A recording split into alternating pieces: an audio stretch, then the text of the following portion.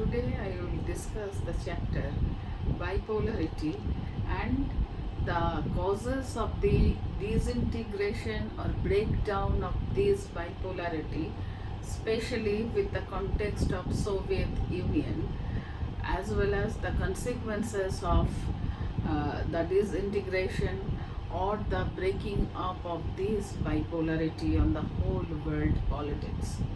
First of all, we will see what is meant by the concept bipolarity. What do you mean by the term bipolarity? Bipolar, the word shows you very clearly that it is the two. Bi means two and polar means two corners, two regions here. So what is this? This is the simple thing you have already read during the time of Cold War, that whole world was divided into two power blocks headed by USA and USSR, and this is called bipolarity. And this situation continued from 1945 to 1989. It is in 1989, it is better to say it is in the year 1991. So 45 to 1991, 1990, because 1991 the Soviet Union disintegrated. So why did the Soviet Union disintegrate, and what is the cause of the end of the bipolarity? Before knowing this, we must know what are the important features of the Soviet system. What are the important features of the Soviet system? Number one, actually the Soviet system was established or set up by the 1917 socialist revolution led by Lenin.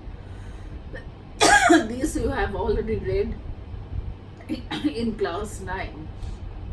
What is the basis of the socialist revolution? The basis of the socialist revolution was to set up a egalitarian society. What is the meaning of egalitarian society? Egalitarian society means the society which was based on the concept of equality. So what are the features? But sorry, what are the features? Features here, it will include social, political and economic feature of the Soviet system. First look at the political feature of Soviet system.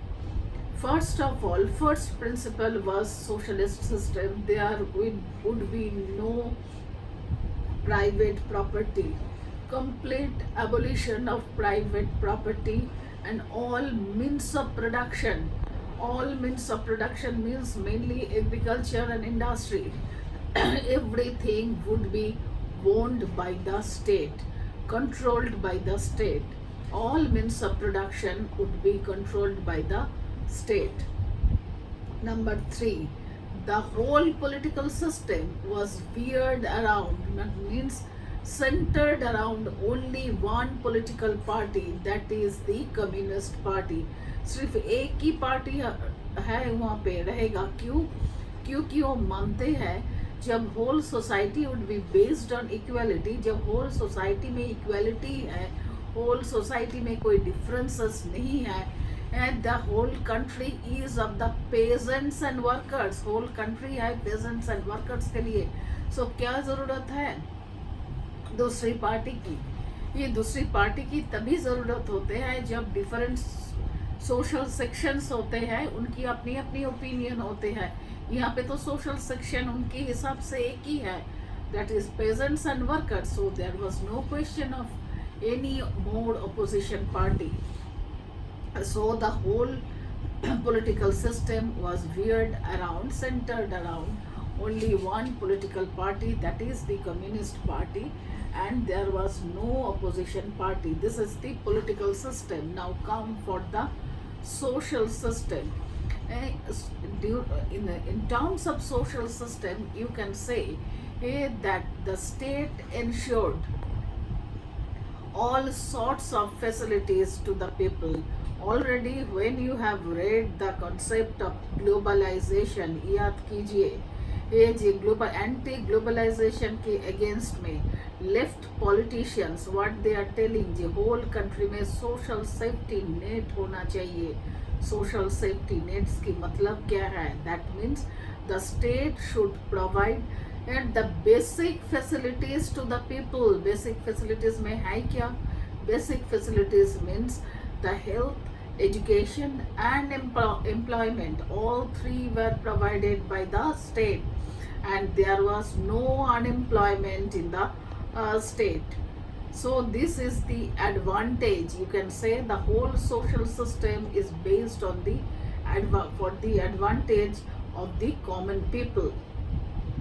Now come for the economic system. Here the economic system आप बोलोगे तो the whole economic system was based on complex communication system. Complex communication system की मतलब क्या है? उनकी infrastructure transport that was so developed in USSR, and each remote corner of the USSR was controlled by the central party, by the central communist party. 15 Republic लेके ये USSR हुआ था, United socialist Soviet republics. 15 Republic सोचो, 15 republics की remote corner तक सब कुछ इनकी अंडर में इनके साथ कॉम्प्लिकेटेड था, इनके साथ कनेक्टेड था. They had the vast energy resources, oil and steel production. Moreover, each and everything was produced within the country. Agriculture was the main sector. Agriculture resources की ऊपर जो इनकम स्टेट की हो रहे हैं, उसके जो सरप्लस हो रहे हैं, इनकम सरप्लस होने की बाद they are using for the infrastructure of industry. इसके ऊपर बेस करके उसने ये this income, agro based income along with their natural resources, they have set up the heavy industries in the country. So obviously the country was industrially developed. Communication system was developed. Actually, in comparison to the other countries of the world, the USSR was extremely developed country. Only it was lagging behind USA. सिर्फ USA के साथ comparison में नहीं था. क्यों comparison में नहीं था? उसकी एक छोटा सा कारण आप भी बोल सकते हो. USSR actually they had come through the Tsar state. Tsar था वहाँ पे याद कीजिए 9th क्लास में पढ़ के आया. Tsar की बाद directly it was converted into socialism, into a socialist state. USA की ये trouble नहीं था. USA from the very beginning when it was set up, from that time they had taken the capitalist ideology. So the country was already developed.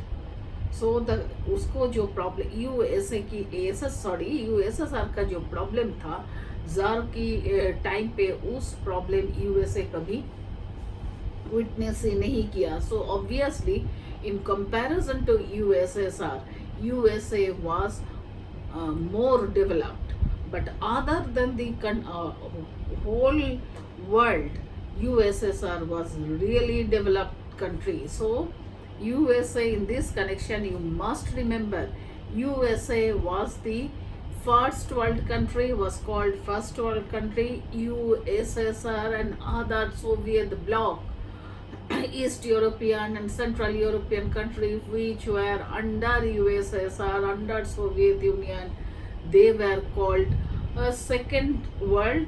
And NAM and other Afro-Asian countries which were a colonial country once upon a time, and after the Second World War which had got independence, they were called the third world countries.